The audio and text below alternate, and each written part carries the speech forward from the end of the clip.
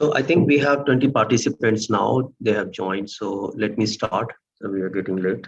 Yes. Let others join, Yeah, right? yeah, sir. Yes. Yeah, sure. Okay, sir. So Over to can I you. request, yeah, can I request all the participants to open their video because I want to first see all of them and then we start. A Yes. Good morning, sir. very good morning. It's good to see face to face. Otherwise, it looks like as if I'm talking to the wall. Absolutely. Good morning, sir. Good morning, Neha ji.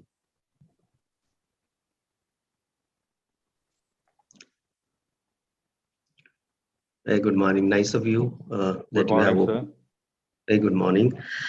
Can you also tell me your level of knowledge about SPSS? Because I'm going to use SPSS. Uh, so is it, you are a starter or So you have... I used it like I know working on SPSS. I practiced multilinear regression on SPSS, and Okay. I worked for 2-3 papers on with SPSS. Nice, very nice, Neha. So probably some of the questions I would like to divert to you to answer those questions for the I hope participants. so. I'm still a beginner, sir. So it's a beginning process. I'm a research Yeah, scholar, so I'm on the learning process only. absolutely. So let's start. Let me share my stuff with you. So we are going to start with this slide. This is how all of us begin when we start our research. So what we do is that we identify the problem, then we construct the topic, then we write the research questions, hypothesis, and we start identifying a variable. Then we construct a questionnaire to collect the data, and then we start collecting the data and we compile the data, and then we do some analysis, then derive results and write conclusions, and that's how we proceed. If you're writing a research paper based on primary data analysis or secondary data analysis for that matter, or even in PhD. So I have taken a very simplified uh, questionnaire. I'm going to generate a very simplified questionnaire in front of you. So because that's the best way you can understand what we are trying to do. So the topic I have taken is a study of factors affecting consumer choice of a product. So, and the factors for the limitation of understanding, I have taken only 5 factors. One is income, gender, education, occupation, and age. There can be several factors, but this is just for an example which I'm presenting in front of you. The research question that we are going to work on is there a significant relationship between income and choice, given the gender, education, and age of the respondent? So probably, this is how we all start our work. So this is to give you just an example to understand. The questionnaire which I have framed is having only 6 questions, just for your understanding. The first question is that I may like to ask the name of the respondent. Quite often, asking name of the respondent is not the right choice to make, because the moment you ask the name from any respondent, there is a sense of a skepticism, and the response rate will go down. So probably we ask name for a couple of reasons. One is to get the authenticity of the questionnaires filled. So probably your guide or somebody who is monitoring your research would like to know you have really gone to that person and interviewed or not. So they would like you to record the name. So that could be one purpose. Second would be that, if there is a sociological study, then you may like to analyze the background, social background of the candidate. So probably if that is a parameter in your research, then you may like to have a name.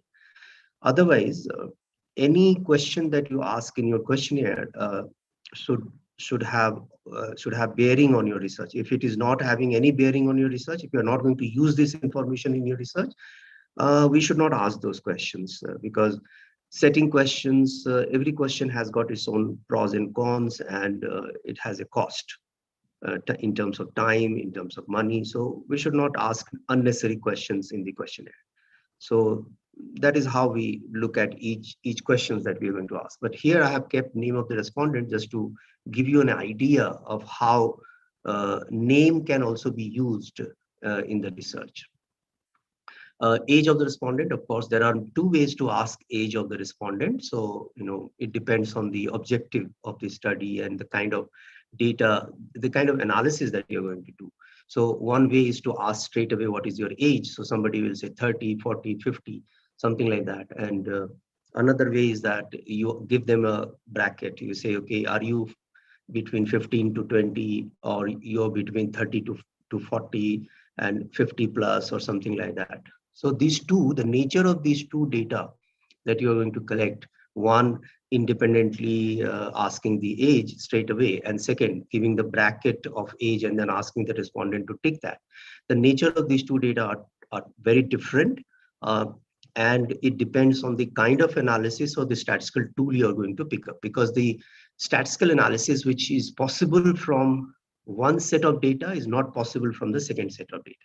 So always remember that the choice, the way you are going to ask the age or any other variable for that matter will depend upon which tool you have picked, you're going to pick up for your analysis.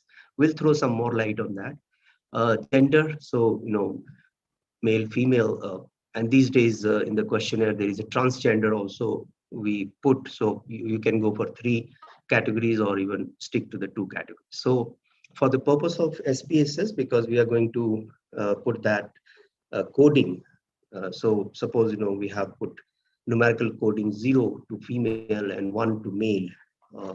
You have a choice. You can do it 1 to A, B, something like that. So you can do any kind of coding that you, but number coding is has its own significance, because the moment you code it in terms of number, the quantitative statistical analysis is possible in the SPSS. So that's why we prefer to code it in numbers, 0, 1, or 1, 2, something like that. Occupation, agriculture, service, business. So I have taken here three segments, 3 occupation, and I coded them as 1, 2, 3. Income rupees per month. So here also we have 2 choices. One is you can ask straight away, what is your income? So somebody will say 20,000 per month, or 80,000 per month, or something like that. So you can record that. So it becomes one kind of variable. But quite often we also give them bracket that you belong to this income group, or this income group, or this income group. So the nature of these 2 type of data will be very different. The 6th one is choice of the product. So here we are asking the response 1, 2, 3, 4, 5 scale, and we are saying that we are using the Likert scale. This is a famous Likert scale that we are using, 1, 2, 3, 4, 5, where the 3 stands for neutral, and 1 and 2 is on the lower side, and 4 and 5 is on the higher side of the choice. Say, for example, I have no choice for the product, starts from no choice and it goes to great choice. So it is a sequence in which the choice is put. And 3 is a neutral, because the consumer or the respondent is neither for or nor against.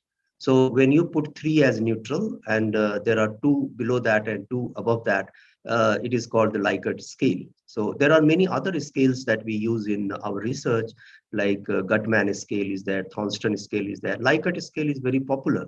And this is the scale which we are very familiar with, all of us, and most of the research actually uses. But Likert scale has its own limitations. And as a progressive researcher, you should understand the limitation of the Likert scale, and what are the alternative scale and why it is used in the research these days. So that also a point that we'll focus on a little bit. So I'm going to stop it here. So this is the framework. Now I'm going to open SPSS in front of you. So this is the window you're going to get. So what I'm going to do is that this is the questionnaire with 6 questions. Now you have gone to the field, let's say. So in the field, you have collected data from, let's say, 100 respondents. So your N becomes 100. And each questionnaire is now marked 1, 2, 3, 4, 5. So that becomes 1 to 100 questionnaires that you have filled in. Now, our job at hand is how you put that data into SPSS for further analysis. So that is what we are going to learn here. So you can see here, if you can see the cursor, so there are variable written over here, and then 1, 2, 3, 4 on the column written over here. So these are 1, 2, 3, 4 are called the cases. So if you have 100 respondent, then there are going to be 100 entries over here. So each entry is going to represent a case. So that means each entry is representing one questionnaire that you have executed in the field. So that's how it works. If you look at the bottom side, bottom left, extreme left, you have the data view in front of you, and then there is a variable view. So if I click that variable view, the window will look like somewhat like this, where you have the different columns like name of the variable, type of the variable, width, decimal, label, values, missing. These are the characteristics of the variable that you have to consider. So we generally start with the variable view instead of the data view. So in the variable view, first you have to write down the name of all the variables that you have in your questionnaire. So how do we decide the name of the variable? So if you can see the questionnaire, the first variable will be the name of the respondent. So we are going to call it, let's say, name as the variable. And then the second variable is age, third is gender. So we are going to put, let's say, age over here. Then we are saying gender over here. So we'll write down the name of all the variable, occupation, then next was income. So framing the name of the variable is interesting because you may have a description which is a very longest description, but you have to convert that into a short format to be named as a variable. And it can be alphanumeric as well, but it has to be one syllabi. It cannot be 2 words for the variable. So after that, the choice. So these are the 6 variables that we have actually in our questionnaire. So as many variables, as many questions that you have asked in your questionnaire, that should be the ideal thing. So that is why we say that questions should not be asked, any question should not be asked which is not going to be used in the research, right? So all these 6 informations we are planning to use in the research. So name. So we come to the next column, is called the type. So name is not a numeric variable. So if I clicked here, you can see a small button appearing. So if I click this button, there is a dialog window that appears. It has got different variable types. So there is something called the string variable. So all alphabetical variables or alphanumeric variables are called the string variable. So you have to say okay, and then you have defined the type of this variable, which is going to be the string. So if I don't define, then what will happen? So if I don't define and keep it as numeric, then you cannot write the name of the person in the data file. So you have to make it a string, then only it will take, otherwise it will not take. Age is a numeric, of course, so we leave it. Gender. Now gender, you have a choice because gender is also a string variable and also is a numeric because we have actually coded it. So if you want to enter 0, 1 for female and male, it has to be numeric. The advantage of keeping it as numeric is that it facilitates a lot of statistical analysis later on. So I would like to, preferably I would like to keep it as numeric. Occupation also 1, 2, 3 occupations, so I'll keep it numeric. Income is of course numeric, and choice is also going to be a numeric because 1, 2, 3, 4, 5. So I'm going to enter 1, 2, 3, 4, 5. So I'll keep like that. Next column, width, is about what is the width that you are going to take for the variable name. So for example, the first variable name is name. So it has got 1, 2, 3, 4 alphabet, right? So if you have a larger width, more than 8 or 10, then you can define it here and it will take. So it's not of much significance, but if you have a longest name of the variable, then you can change it. Decimal. So String variable won't have any decimal. Age, do you want any decimal, like 15.5 years or something like that? So if you don't want, then you can put it as 0. Gender is 01, so I don't want any decimal, so I'm putting it 0. Occupation also, I don't want any decimal.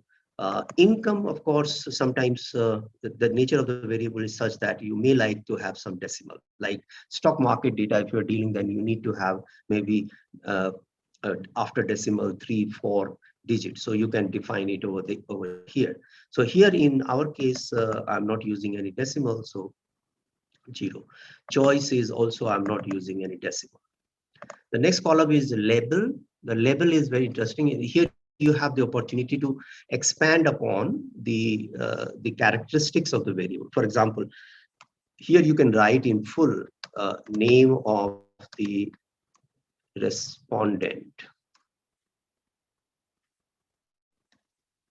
Name of the respondent. You can write it full here, like age in, let's say, years. So here you also have the opportunity to define it in terms of specific characteristics of the, so gender of the respondent. Here you can write occupation of the respondent, and you have the flexibility of writing as much as you want.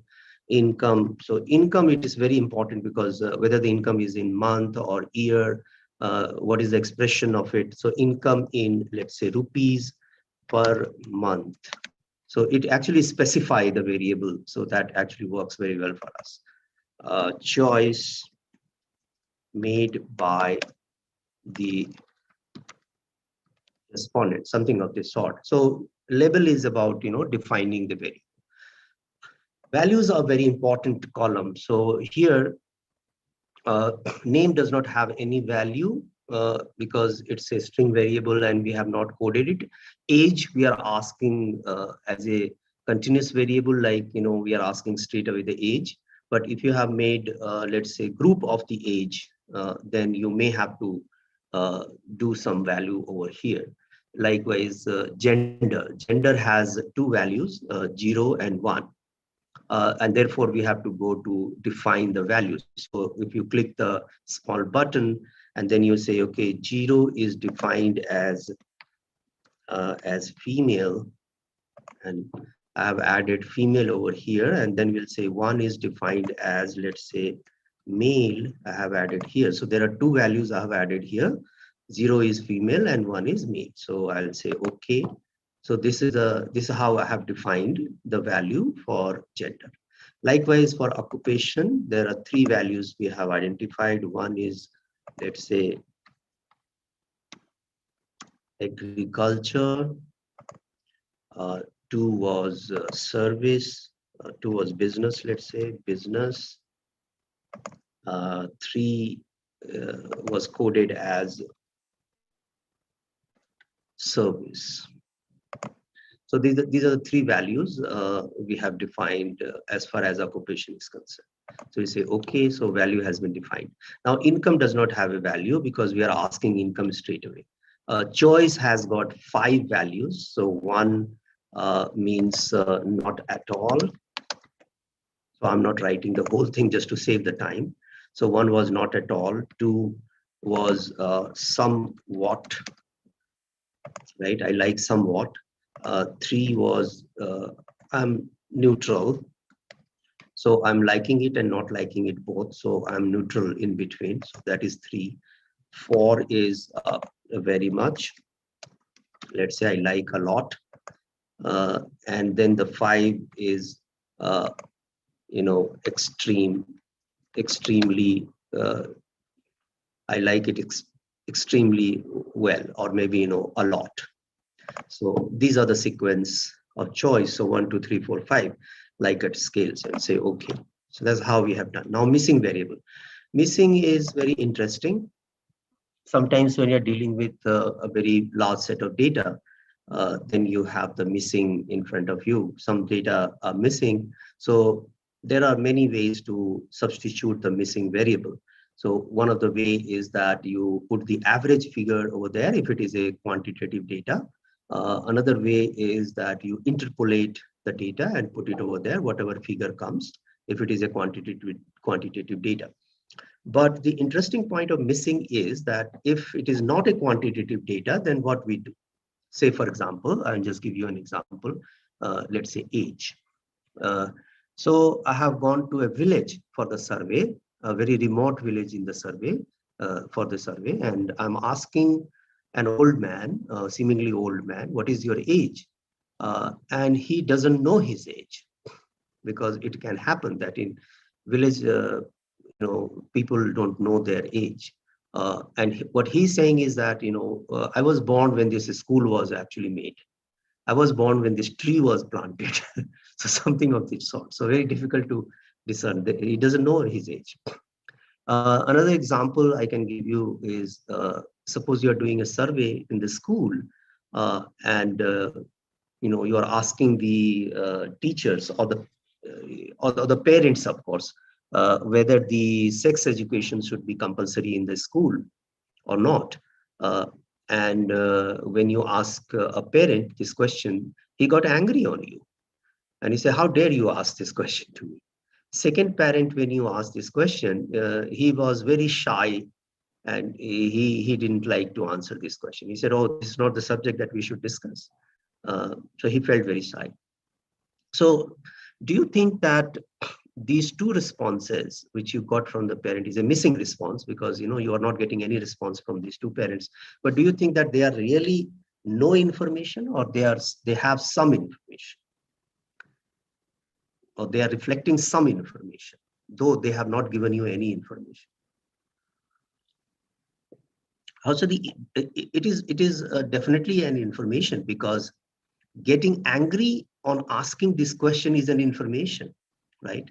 So if you think that in your research, these kind of responses have some role to play, then you may like to actually click this button and then say, okay, there are some discrete missing value, and you put the value level, which is like something like 99, and then you say, okay, 999. So just to distinguish the two responses, and it should be a unique number, which you put over here, that your data should not match with it, so that the spaces package is not confused between the numbers. So that's why we put some unique number, 99 or 000 or 1111, something like that. And then we'll say, okay, so I'm taking two discrete missing variable over here, and then saying, okay, and then we go to the value. And then we are saying, going over there, and then we are saying 99 means did not know the age, right? And then 999 is, let's say, got angry on asking the age. Now you can see here that how important it is to put these information over there, right? Because sometimes these informations will become a very interesting base for your analysis in many studies, right? So I have converted no information into an information by doing this, right? And which is going to be a critical information for me. So that's how the missing can be used. The column, align, measure. So we'll talk about measure now. So name is ordinal or nominal. So I would like to have your information, your response. Of Neha. Nominal. Age is nominal. Very good. Name is nominal. Okay. So age is what? Same, nominal, because it's in numeric. It's numeric, so you want to keep it nominal. Anybody who would like to respond to this? Again, age is nominal. Gender? Again, nominal, because again we gave number. Age There is someone responding. Yeah, please go ahead. Yeah, Age good is morning, sir. Age will be numeric. It should be numerical, because age will be between 10 to 15, then 20 to 25. We can call it ordinal if we have given it a Ordinal, bracket yes, or a ma'am, scale. ordinal. Ordinal. Out of scale, ordinal, and nominal, how do you define age? If we have given it in a bracket or a scale, like from this to this mark this. Hmm. Yes, sir. Okay, so Dr. Neha is saying that if you have collected the data of age in the bracket form, then it should be what? Scale, ordinal, Scale. nominal. Then it should be a Scale. scale. Okay, Uh, interesting. Occupation. Occupation will be sir nominal. Okay, income. Nominal. Income nominal. Nominal. No sir. Nominal. Income ordinal होना चाहिए. जैसे Okay, as and ordinal होगा sir वैसे ही income भी ordinal होना चाहिए.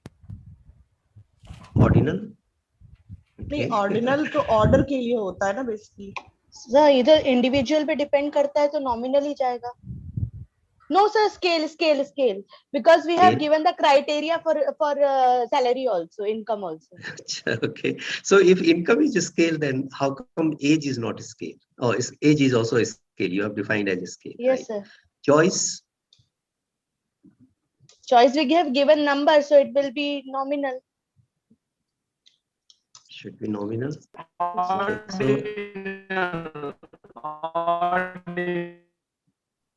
yeah, your voice is not coming very clear. So can you come back again? Somebody wanted to say something. You have bandwidth problem. Yes, sir. Anyway, Participant, you can share your question in the chat box also. yeah. You can share your question in the chat box also. Yeah. So, So he's trying to say something, but his bandwidth is not. yes, sir. So they can Anyway, also share the let's question in the chat box. let's focus on here because we have income a. तो ordinal में ही होना चाहिए. Okay, so income let's ordinal में होना चाहिए. okay, so let's resolve this because this is very important aspect, because if you are not able to be very clear about the type of variable defining in terms of nominal, scale and ordinal, you will not be able to sir do जैसे proper मेरा analysis. एक है sir, एक query है कि अगर income को हम ब्रैकेट में डालते हैं, मतलब एक जैसे इतने से इतना ब्रैकेट में डालते हैं, तब ये ऑर्डिनल होना चाहिए, और अगर हम नंबर वाइज रखते हैं तो ये रेशियो होना चाहिए, ऐसा. Okay, ठीक है, चलिए. So let's go ahead and try and understand. अभी clear हो जाएगा. Let's talk about gender rates. Right. So यहाँ पर अगर gender हमने दिया है female 0 and male 1, and if I ask you this question, very simple question, do you think that 1 is greater than 0? What will be your answer? Yes sir, 1 is greater than 0. Oh, are you sure? Male is greater than female? अच्छा sir, Sir, इसके but case में नहीं sir, sir, इस case what में I नहीं feel होगा. is, हाँ? sir, what I feel is that case में नहीं होगा सर. नहीं होगा ना. तो आपने न्यूमेरिकल दे तो ये दिया तो इसको नॉमिनल है ना 0. Sir.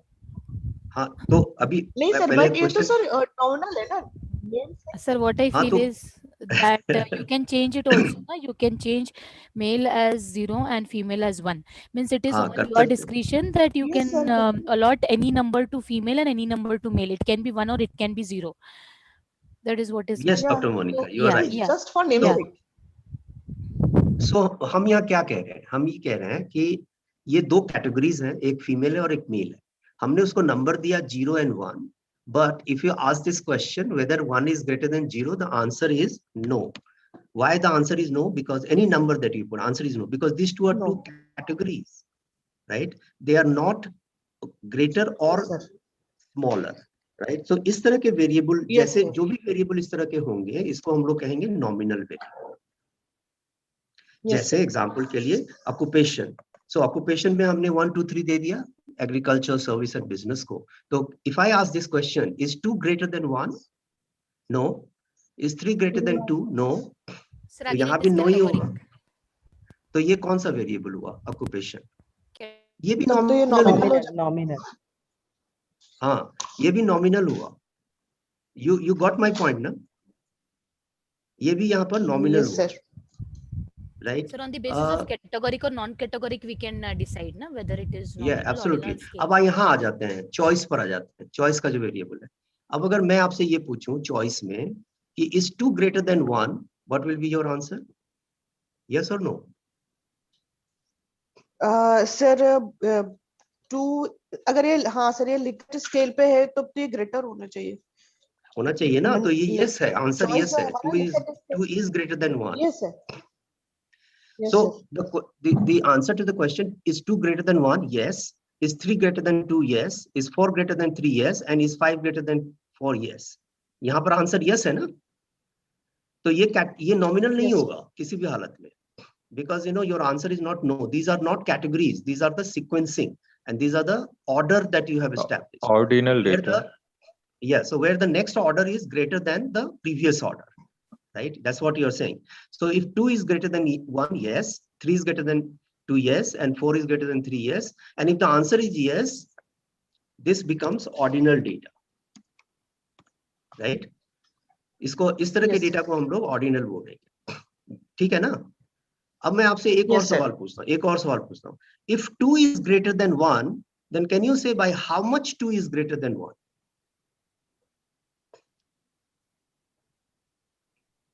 By how much? No sir, we cannot. We cannot say. We cannot That's why it's a ordinal. And if Ah, we Why can it's, define yes. it, then it will be a scale. Scale, yes, and there will be an we absolute cannot zero say. also. If you are able to define this, then it becomes a scale. अब आ जाइए as के ऊपर। As एक पहले वाले से आपने पूछा तो उसने कहा मेरा एज है 25 साल, ठीक है, और दूसरे से पूछा उसने कहा आपका मेरा एज है 35 साल, 35. So I'm asking the same question. Is 35 greater than 25? Yes. Yes, sir. 35 is greater than 25 years. By how much? 10 years. We know this, right? ये हमें Yes. पता है यहाँ पर। Yes, sir. तो ये कौन सा हुआ? ये स्केल डेटा हुआ। This is a scale data. You got the idea? And therefore, Yes, in sir. income, if you are asking the first person, what is your income? He's saying 40,000 per month.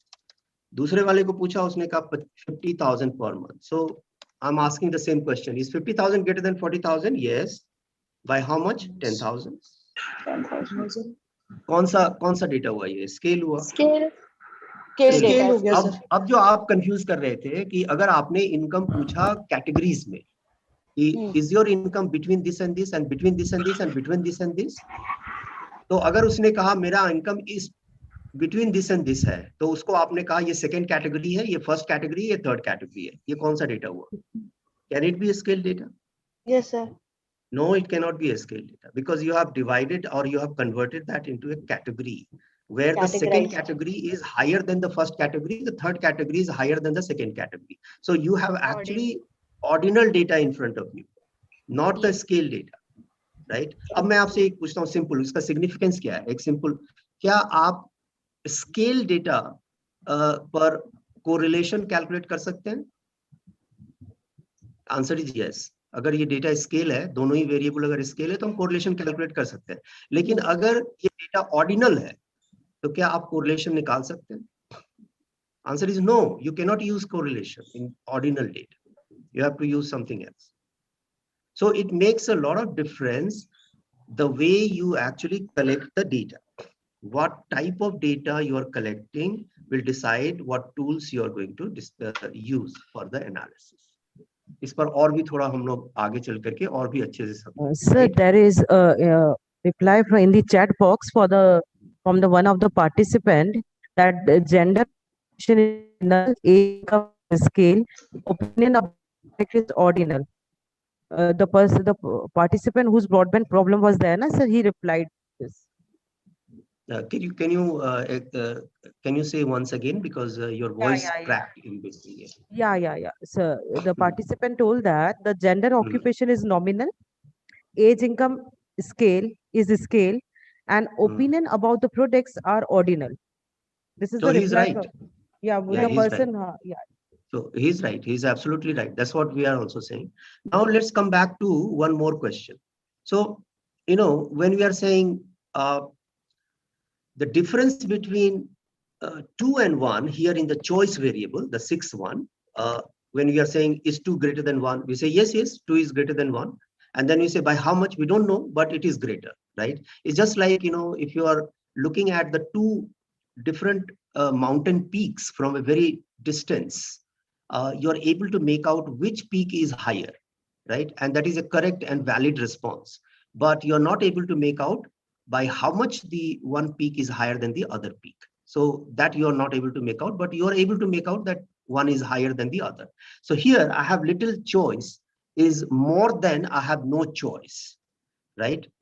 The Likert scale actually assumes that the difference between I have no choice and I have little choice is the same as the difference between I have little choice and I'm neutral, is the same between I'm neutral and I have good choice, is the same between I have good choice and I have great choice, right? So that's the assumption of Likert scale, because it thinks that the difference between the two categories, each successive two categories are the same. That's what the assumption is. Because if this is not the assumption of Likert, Likert scale will not work. Statistical analysis is not possible. And do you think it's a valid assumption, or it's a very heroic assumption? It is not a valid assumption. It's a very, very heroic assumption, right? You're running risk if you're assuming like this, that I have no choice is, and the difference between I have no choice and I have little choice is the same as the difference between I have little choice and I'm neutral, because it depends on the customer to customer, is respondent to respondent, because your no choice may not be my no choice, right? And how I perceive no choice will be different from how you perceive no choice.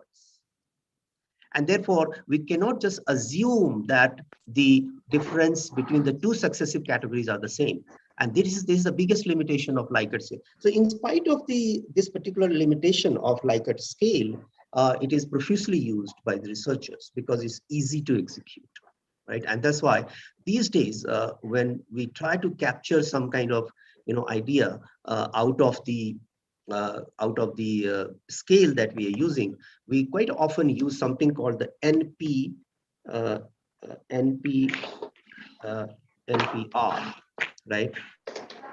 So NPR is called the Net Promoter Score. NPS is called the Net Promoter Score, right? And Net Promoter Score is 1, 2, 3, 4, 5, 6, 7, 8, 9, and 10, right? So it is actually on a scale of 10. So 1, 2, 3, 4, 5, 6, 7, 8, 9, and 10. So we use it 10 scale. And what is the idea of Net Promoter Scale? The idea of Net Promoter Scale is that anyone who actually rates 1 to 6, anyone who rates 1 to 6. Yes, you want to say something? हाँ, आवाज आ रही मेरी? आ रही है, बोलिए बोलिए, आवाज आ रही है आपकी।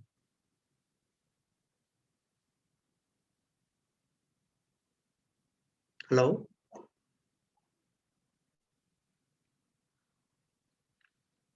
Shall I continue? Yes, sir. Yes, sir. Yeah, okay. So Net Promoter Score, anyone who actually rates from 1 to 6, right, is not likely to be your customer or not likely to speak good about you. अगर आप अपना rating कराते हैं कि how do you rate me as a teacher, आप अपने student को दीजिए 1 से 10 का स्केल और उनसे पूछिए कि how do you rate me as a teacher. So if this student gives you 1, 2, 3, 4, 5, 6 up to 1 to 6, this means this student is actually likely to speak bad about you or wrong about you. He does not have good opinion about you, right? If he gives 7 and 8, this means that this person is likely to be neutral. So if somebody gives you a feedback of 7 and 8 on a 10, if in your absence, if he has to speak, he will prefer not to speak about you. But if he speaks, he will speak good about you. He will not speak bad about you. And if he gives 9 and 10, he is likely to speak about you, and he is also likely to speak good about you. So there are 3 categories of responses in 1 to 10. One is if somebody gives you 1 to 6, somebody gives you 7, 8, and somebody gives you 9, 10. So this 9, 10, those who are giving 9, 10 are the promoters. So the number of respondent which has given 9, 10 is to be divided by the number of respondent which have given you 1 to 6. And then the percentage or the ratio that you get is called the net promoter score, right? And if the net promoter score is positive, this means the person is subscribing to what you are saying. And the person is actually going good about what you are actually trying to assess. Have I made some sense? Did you understand this point? Yes, sir. So the limitation of the Likert scale and how this 1 to 10 scale can be used. There are many other ways. That's a matter of discussion on some other day. If I have to speak only on the scale, then I can talk about Gutman scale, the Thurnston scale, how it is used and all kind of things. So I just gave you an idea about how these scales work. And therefore, I'm coming back to the data. So now it is very clear that it's going to be nominal, age is a scale, gender is nominal, occupation is nominal, income is a scale, and the choice is ordinal. Is that clear to all of you? Yeah. So now we are going to data view. Now in the data view, you can see here that these variables are appearing there: name, age, gender. And if you put the cursor on any of these, you will get the detail. So the detailed name of the respondent, age of in years, gender of the respondent, anything that you have written in the label will appear over here. Now, how do you enter the data? You enter the data by taking each case. So if you have 100 questionnaire filled, you pick up the first questionnaire. And in the first questionnaire, let's say the name is Neha, right? And the age is, let's say, 35.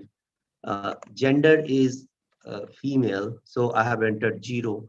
Occupation is, let's say, service. So service I have entered, let's say, 3. And income is, let's say, 80,000 per month. And the choice made is, let's say, 4, right? So this is the first entry I've done. Second, let's say Kumar. Kumar is 45 years of age. Gender is 1. His occupation is 2. And his income is, let's say, 60,000 per month. And he made a choice, let's say 3. So I have entered 2 questionnaires, data from 2 questionnaires over here. So likewise, you have to enter 100 questionnaires if you have 100N with you. So that's how we enter the data. If Excuse you me, click sir, this can I button, ask a question, please? yeah, please go ahead. Yeah, that's Charul here. Actually, while doing a bit of survey, when I was doing the data analysis, I was given an opinion, and then hence I got confused that while entering the income, there are 2 ways of doing it. Either we do it the way you have done is 80,000 and 60,000. So I used a nominal scale. And then I was suggested that you need to have a continuous scale there. For example, 60,000 to 80,000, then 81,000 to 1 lakh rupee, and then put ordinal scale because the data cannot be analyzed. So rather than nominal, I was suggested to go for ordinal. So what is the correct way? I mean, I got confused from there. Yeah, so I said this in the beginning itself. It depends upon what kind of research you are doing, what is your objective of the research, and what kind of data that you need for that research. So it is linked to your research specific need of the research. So there is nothing called correct or wrong, No. right? So if I was writing 80,000, 60,000 and a nominal scale, so that means that was correct. So the way I have entered here data is called the scale data. But if you are converting into ordinal data, then you are going to use 3 categories or 4 categories. And then you are going to call these categories as, you have to code these categories, 1, 2, 3, 4. And then it becomes ordinal data, right? All right. And depending upon which tool you're going to use for analysis, it can be appropriately used for that. So Okay. there's nothing called wrong. All right. And just one more question, sir. Then I use a Likert scale for my multiple questions for my variables, the statements of my variables. And there also I put all the responses in nominal scale. I didn't get this point. In Likert scale, Like, how can you put the information in nominal? like if you go to variable, Okay. I mean, yeah, here, like under the head of name, I was putting all the variables. And here, when I had to write measures, so under the measures, here I got confused that which scale should be used to analyze the responses of the candidates here. For example, if I say satisfaction, satisfaction includes income, work environment, culture, responsibilities, empowerment at the workplace. So if I took the responses from the candidates and I put them in five Likert scale, 5-point Likert scale. So when I had to put the measures here, so after a due discussion, then I was not sure that what to do. Should it be only scale, nominal, or ordinal? Anything that you collect in the Likert scale 1, 2, 3, 4, 5 has to be ordinal. That is the first thing, right? Second, you are saying that under satisfaction you had 5 questions, right? Or 6 questions that you have constructed to capture satisfaction, right? So satisfaction was not a single question. It had 5 different sub questions. That's what you're saying.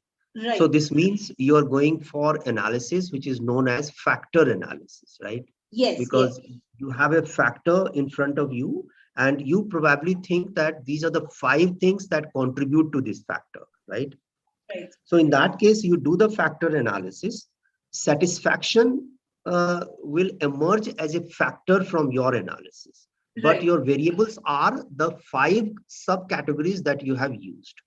And the moment you use those 5 statements, these 5 statements are your 5 different variables. And these variables are ordinal in nature. So that is my answer. Wonderful, sir. Thank you so much. I got the clarity now. Thank you. Yeah, okay. So if you click this button over here, then you can see whatever we have entered here. Neha is 35 years of age.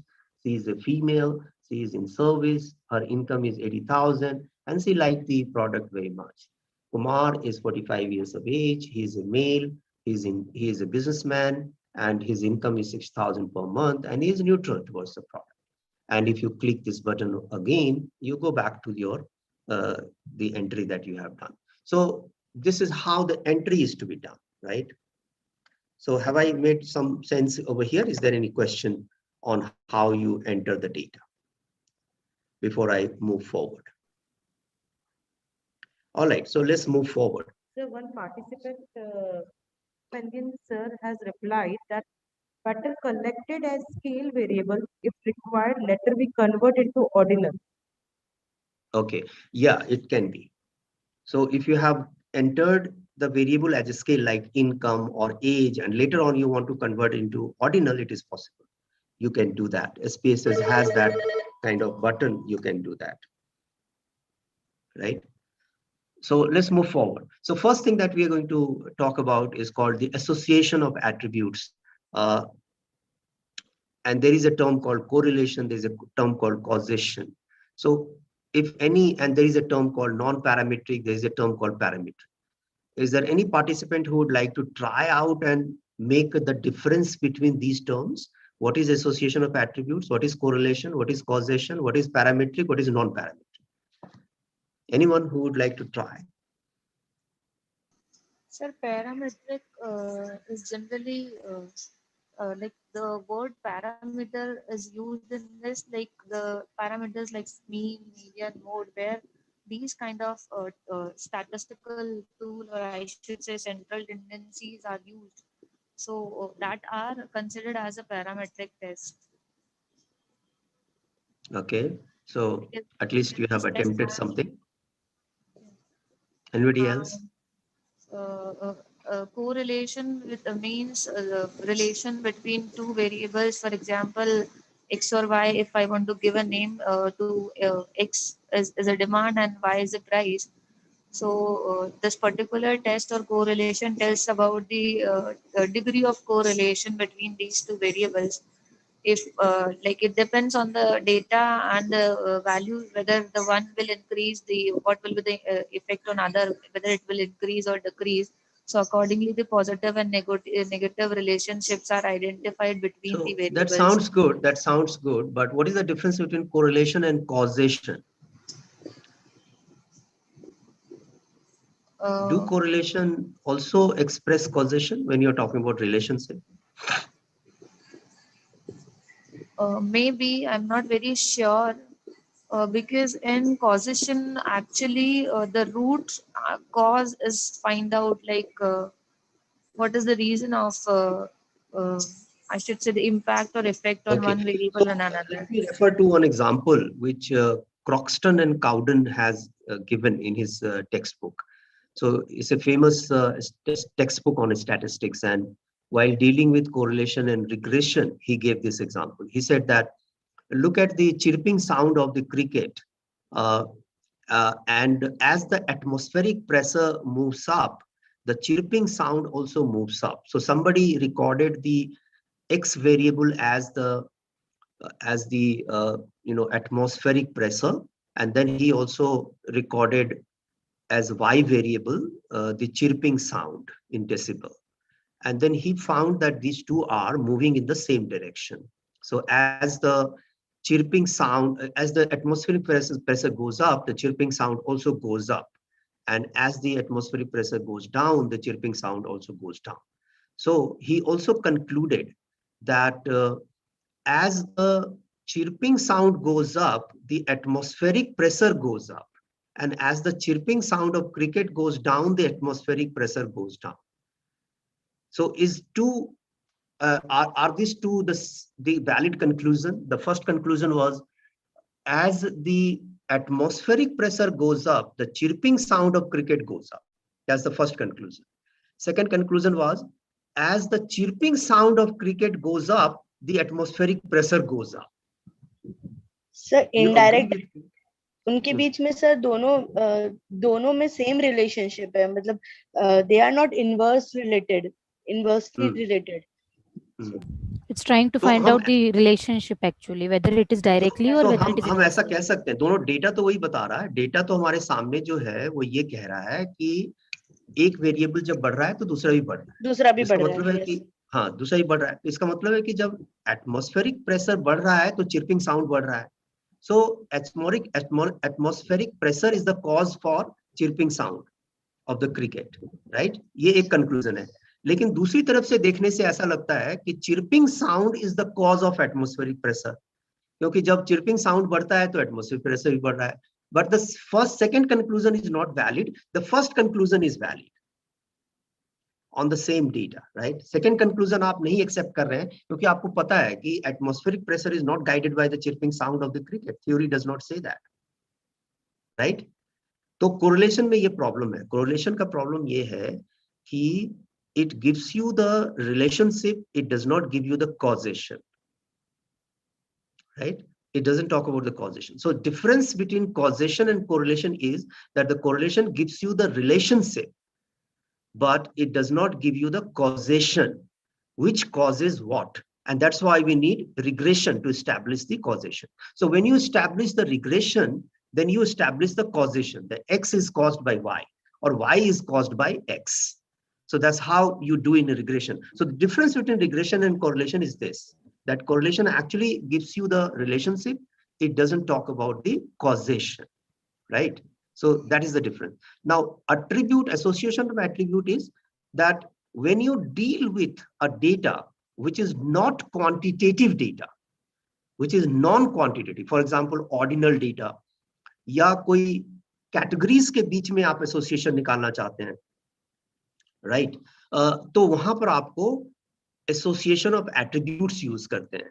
So association of attributes also actually establishes the relationship, but relationship among the variable which are non-quantitative, वो quantitative नहीं है, right? Or correlation establishes the relationship between quantitative data, जो scale data है.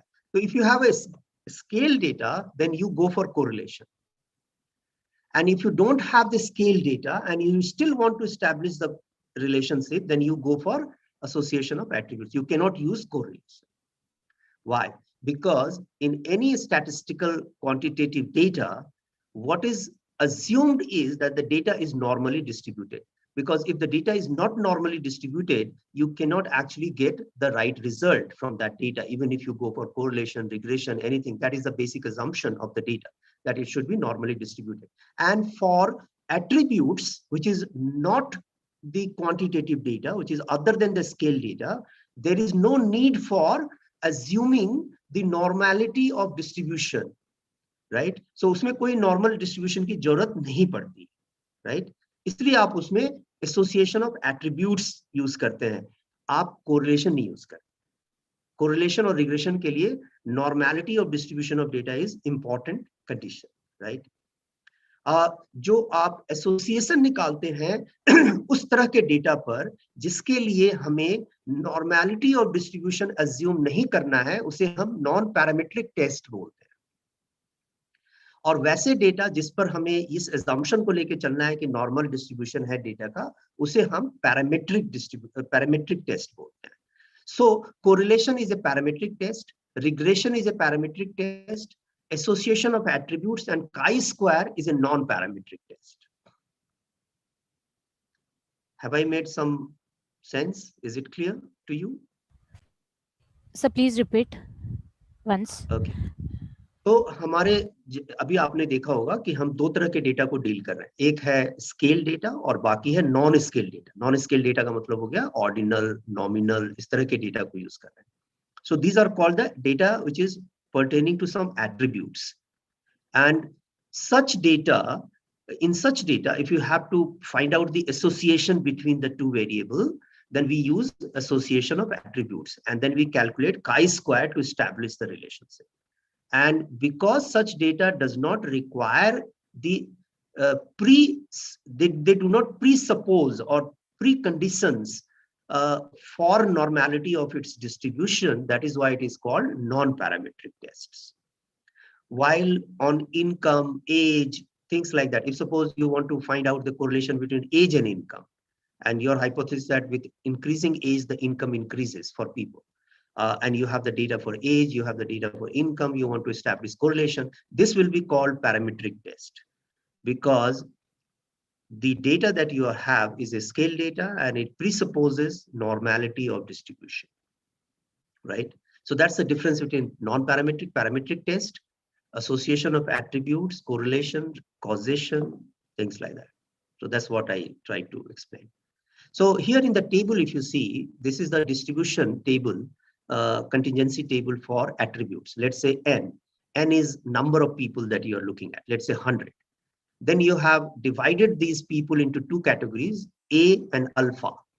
So A means, let's say boys, and alpha means girls. So let's say 60 boys, 40 girls, something of this sort you have done, right? Now, A is divided into two categories again, A, B and A beta. So there is another attributes you have adopted over here. So B means smoker and beta means non-smoker. So A, B means the boys smoker and A is non-smoker. So the boys was 60. So 60 was divided into again two categories. That out of 60, let's say 30 was a smoker, 30 was non-smoker. Likewise, alpha is girl. So girl is smoker and girl non-smoker. Now we have inserted third variable, third attributes into it, and then added into it as C and gamma, let's say. C is the presence of the attribute, gamma is absence of attributes. So something of this sort. So when you are saying A, B, C, this means the boy is a smoker, and there is one more category that we have, going to school or not going to school, or going to college, not going to college, something of this sort. So this is the contingency table, kind of contingency table we have. And if you have a data like this, then you use association of attributes. So here I have given you some kind of figure to make you understand. So boys A is, let's say 60, and the girl alpha is 40, and then boys smoker AB is 20, A beta, that is boys non-smoker, is 40, girls smoker is 15, let's say, and girls non-smoker is 25. So if you add 60 and 40, it becomes equal to n. And if you add all these 4 categories, it becomes equal to n, something of this sort. So here, the hypothesis that we are going to test is there is no association. The null hypothesis means there is no association. So what we are trying to study here, let's say, is that is there a gender aspect in smoking, or is there a gender pattern in smoking? Or is there an association between gender and smoking? So something of this sort we want to establish. So our null hypothesis becomes there is no association, because null hypothesis is always based on negation of the relationship, no association between gender and smoking. So alternative hypothesis becomes there is association between gender and smoking, something of this sort. Chi-square is calculated on the basis of this formula. So observed minus expected square divided by expected. So these are some technical stuff. There is one factor that we need to understand is called the p-value. So I would like to ask you here, is there anyone who understands the p-value? What is p-value? Probability value.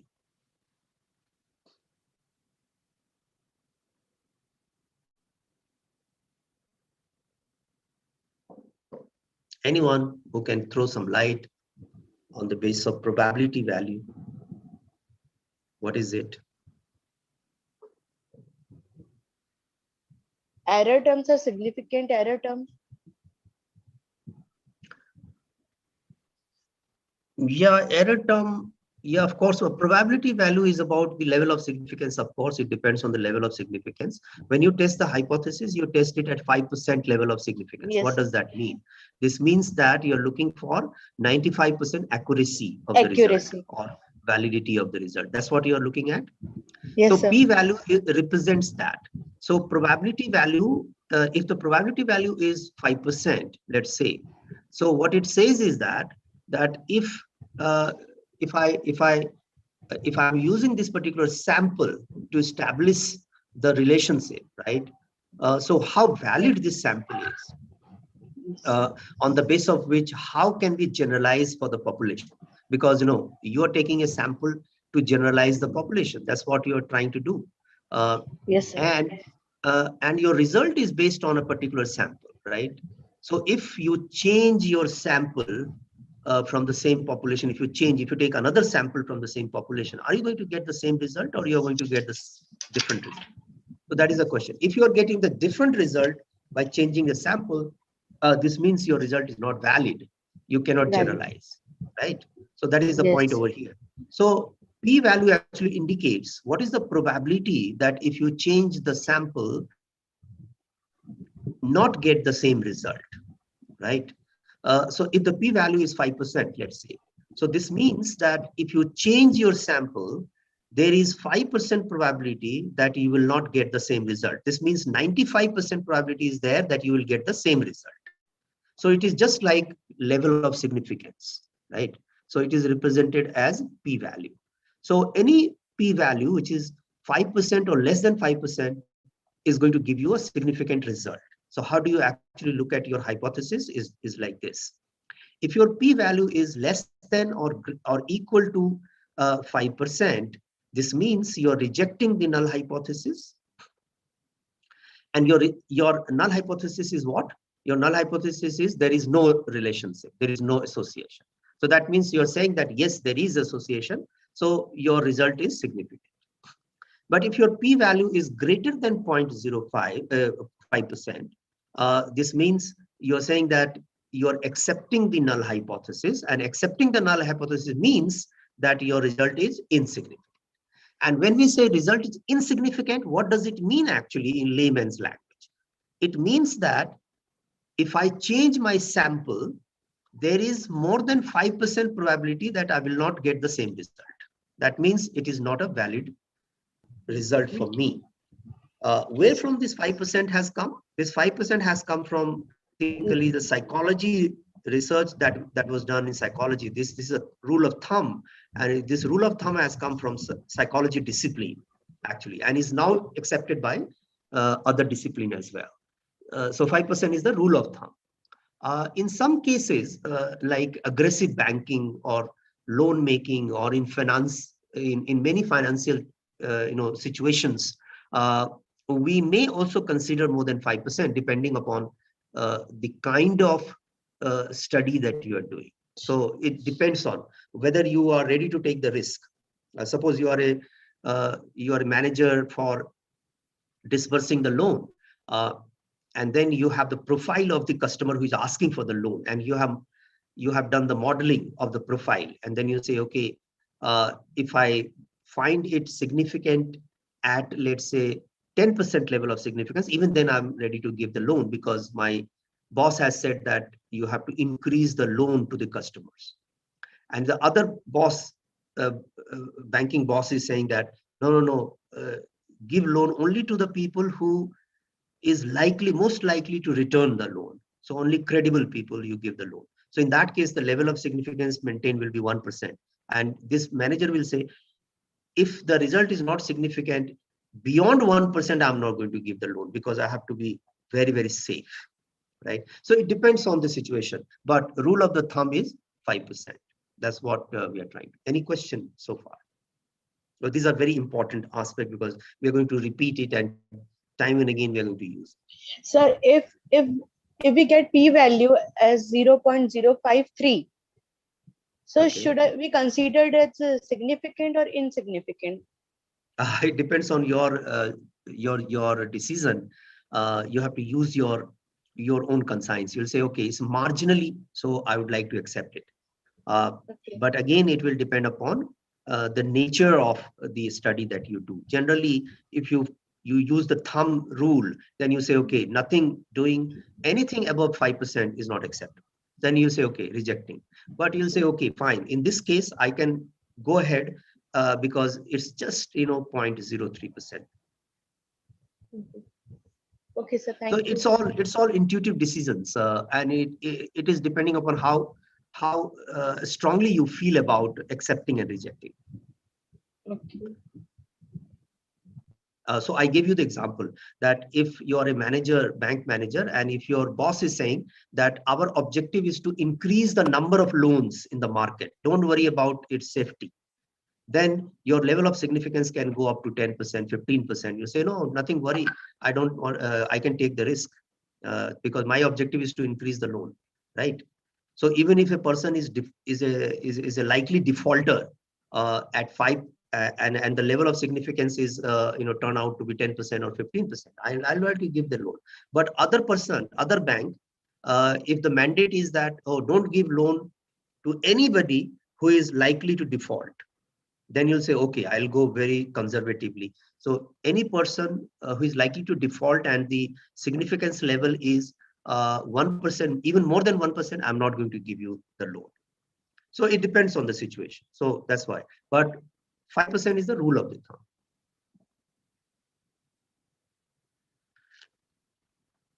Did you get that? Yes, sir. Perfectly. Thank you so much.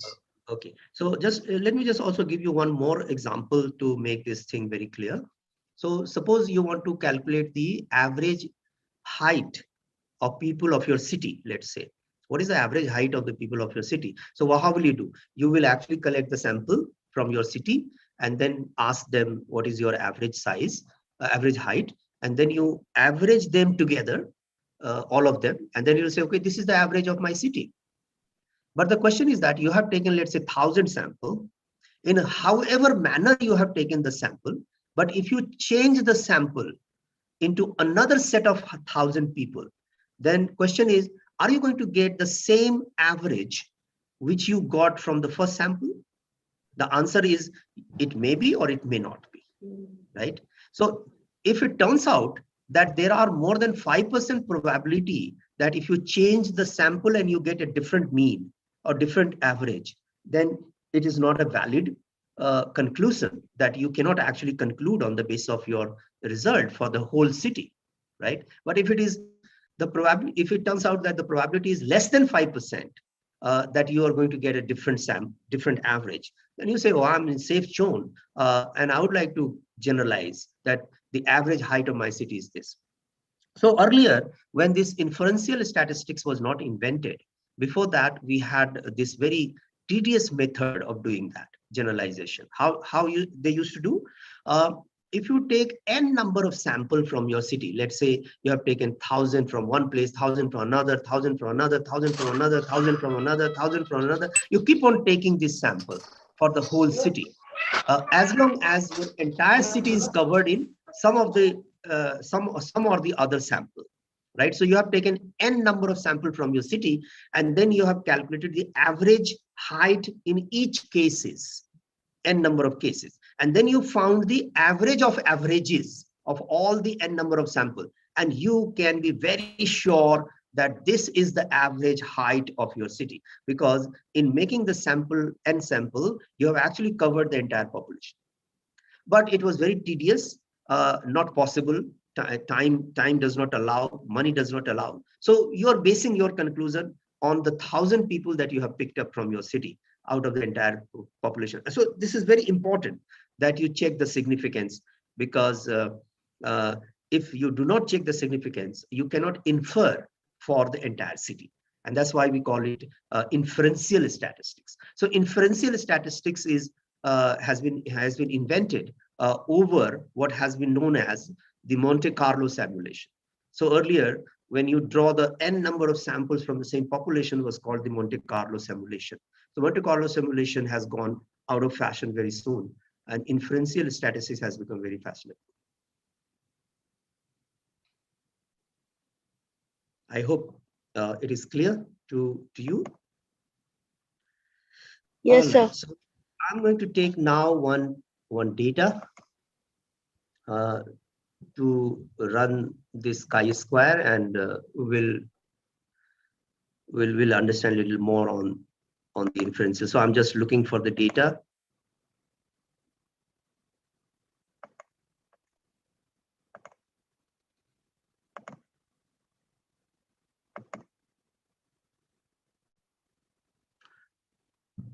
So I'm taking this data called data general. If the data is with you, you can also try with this data. So it's a massive data of 6,400 households that was surveyed, and it has got lots of information like age, marital status, address, income, employment, socioeconomic data, gender, residence, purchase habit. A lot of data is there. So there is a lot of work that you can do based on this data. So what I'm doing is that I'm going to, let's say, analyze, going to descriptive statistics, and going to the cross tab. So this is the window that has been opened in the cross tab, and then I'm saying, okay, give me the cross tab between household income category. So there are two ways the income has been reported. One is income as a scale variable and income as a category variable.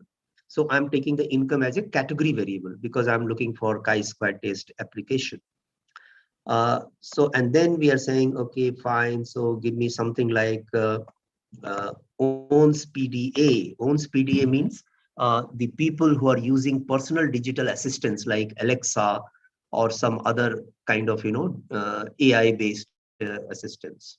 And then I'm going to this tab called statistics, and I'm saying, okay, give me chi-square. Continue, then I'm going to the cell and then saying give me the observed frequency, and then give me also the percentage, and then continue, and then say okay. So the result is in front of us. So here we can see that you have the cross tab in front of you in this table. Under $25 income, the people who are not owning the PDA, they are 983, and they are owning the PDA is 191 out of 1,174 samples in this category of income. So, and likewise, the next income slot, the next income slot, and the highest income slot. So this is the distribution in the form of table that is given. So if you look at the percentage is of users. So those who have said yes, they're using it. So if you look at the lower income bracket, that is less than $25, 16.3% people are using. If you go to the next income bracket, 19% people are using. If you go to the next income bracket, 20.6% people are using. And if you go to the highest income bracket, 25% people are using. So if you look at this column of users in percentage and the income, so as we say, income is increasing. As the income is increasing, the percentage of user is increasing, right? So this is the data in front of us. So this clearly indicates towards the fact that, yes, income is a factor in the purchase, right? And different income category people, they tend to, as their income increases, they tend to buy or purchase or use more of a digital assistant. So anybody who is trying to market the new product, for them, it is advisable that they should actually target the higher income group rather than the lower income group.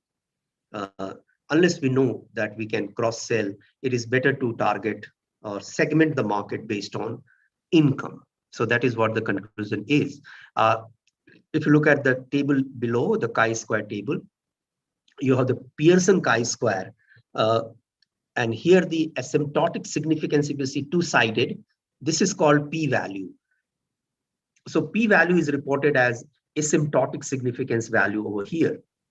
And here in this case of Pearson chi-square, the p-value is 0.000. So what does this mean? Significant. This means significant, yes. So in layman's language, it says that if I change my sample, there is negligible probability that I will get a different chi-square, right? So that is what it says. So it's perfectly all right to accept the result. And in terms of hypothesis, what is that we are going to do? We are going to reject the null hypothesis that there is no relationship between income and purchase. And we are going to accept the relationship between income and purchase. And our conclusion is that, yes, income is a factor in purchase. That's what our conclusion is. Rest of the things, likelihood ratio is another chi-square that is calculated based on the likelihood method. So we don't have to look at, we look at the Pearson chi-square. So the formula that we use is for the Pearson chi-square. Linear by linear association is not required because there is no correlation that can be established in categorical variables. So this is spurious data for us. So what we are going to use is the Pearson chi-square. Is that clear to all of you? This is how the chi-square can be executed. And this is the kind of data where the chi-square can be executed. Yes, sir.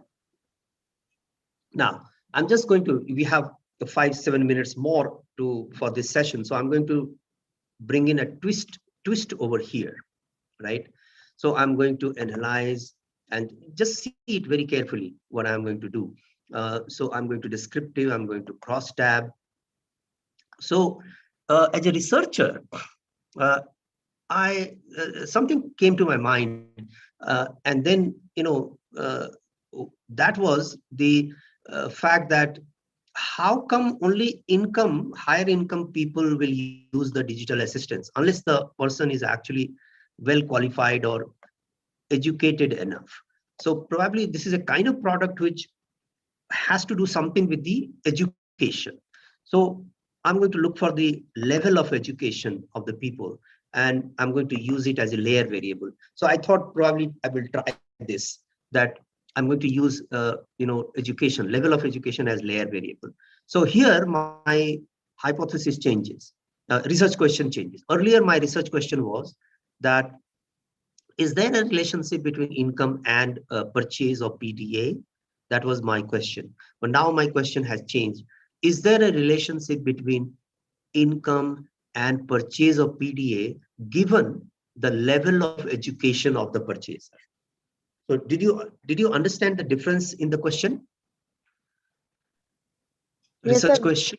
We have introduced third variable. Third variable, yeah, exactly. And that third variable is a layer variable. Education label. So here, this is the broad table. So I'm not going into this table. Let's look at the chi-square, how the chi-square changed. So here in the chi-square, we can see that those who did not complete high school, the p-value is 0.108. So do you think that this is a significant or insignificant? No, it's insignificant. Insignificant, right? High school degree, again, it is insignificant. Okay. Some college, those who have done some college, insignificant. Those who have done college degree? Yes, it is significant. Significant, very good. Postgraduate? Insignificant. Insignificant. So out of these 5 categories of education, only college degree have actually demonstrated that the income and purchase relationship actually holds over there. So does it mean that this person should look for only people with slightly higher income and with the college degree to sell the product? Does it make any sense? College degree has significant relationship with other 2 variables, so it will be considered as a most important variable present in the model. Yeah. So, the point is that, is it something that we are going to accept that, okay, fine, this is a good result? This is not a good result because it raises a lot of questions. It says that, fine, so why only college degree will purchase that? Why not postgraduate? It's more educated people. So there is no actually impact of education which is seen over here. Secondly, it is seen that the moment I Okay, take sir, so from this answer, sorry, from this answer we can assume like there is no impact of education. If there, sir, my question is why PG is insignificant. why PG is insignificant. That is the point. So I'm little confused as a researcher. So I'm asking you the question. So the moment I said, let's take education also as a variable, it's not giving me the right kind of conclusion. It's not giving me any indication, right, of relationship. So the question is, should I go by the previous analysis, or should I do something, some more analysis over here to make the things very clear to me? So as a researcher, I'm a little confused what is happening. So what I'm doing is that I'm going to do something. You should watch me doing this, and then tell me what I have done. What is that I have done? How my research question has now changed. You saw that. So tell me how my research question has changed. What is the new research question for me? I can't see it. What did I do? Right. So we changed our dependent variable to independent variable. Like the hypothesis will be developed like there is no relationship between level of education and purchase of PDA with respect to the income category. Yeah, exactly. I really appreciate that. So here the research question is that, is there a relationship between education and purchase given the level of income of the people? Earlier, my research question was, is there Income, earlier my research question was, is there a relationship between income and purchase given the level of education? So I'm using income as a layer variable instead of education as a layer variable. And I'm using education as the main variable to establish the relationship. Is it clear to you? yes, sir. Yes, sir. So I've just flipped it around. So here, this is the chi-square table that I got. So if you look at different categories of income like under 25, 25 to 49, 50 to 74, and 75 plus, what do you see the result of the chi-square? All become significant. All become significant. Absolutely. So this is a clear-cut relationship I have got. So it was not the income that is a prime variable for affecting the purchase. It was actually the education, which was the prime variable to affect the purchase. But income plays an important role. There is no doubt on that. But given the income level of the people, it is the education that decides who is going to purchase. So where should I target? How should I differentiate the market? Should I differentiate the market based on income? Or should I first differentiate the market on the base of education? The answer is, I should actually differentiate the market on the base of education first. And then look for higher education people, and then look for people who are having decent income, right, for selling this product. That's what the conclusion is. So my question to you, last question, and then we'll take a break. The question is that, if education was the factor in purchase, then why in the first place I got a significant chi-square between income and purchase?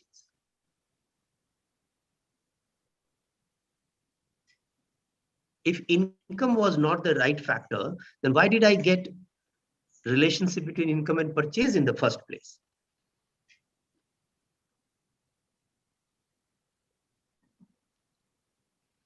So because we were checking income with purchase of particular this PD, that particular thing, which means that while comparing only two variable, we found it significant.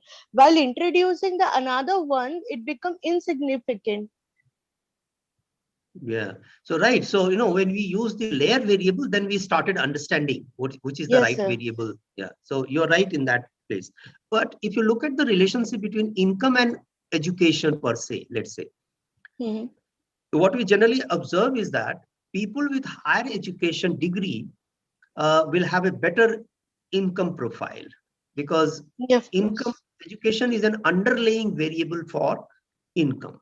Yes. Is it? And it will So increase the income as the education increases, the income will also increases. increase. So it Yeah. will affect the purchase of. Exactly. And that is a reflection of education that was there in the income, Yes, sir. because they too actually are underlying, they have underlying relationship. So if the variables are having underlying relationship, this kind of confusion may arise. Yes, sir. Okay, all right. So we'll take a break. So what is at what time we are Yes. coming back? So you suggest whatever you say. Sir, I after, mean, we'll go by the schedule. You tell me that. okay, sir, at 12 o'clock we can rejoin. 12. Fine. So all the participants, please come back by 12. Sure, All sir. the and the feedback link of first session is shared with you. All the participants, please fill the form. Your suggestion are valuable for us, and we are meeting at 12 o'clock. Okay, sir? Prabhat sir, Yeah, it's okay? sure. Yes, sir. Yeah, absolutely fine. And Okay. I hope, let me just get a quick feedback, one or two, if you can say, are you comfortable with the pace I'm going with, or you want me to be faster or slower?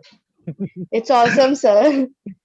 Everything Very is so nice. clear. I am enjoying the session. Thank you, Dr. Neha. Chaliye, so let's meet at 12. Okay, sir. Thank you, sir. Okay. Thank you. Okay, bye-bye.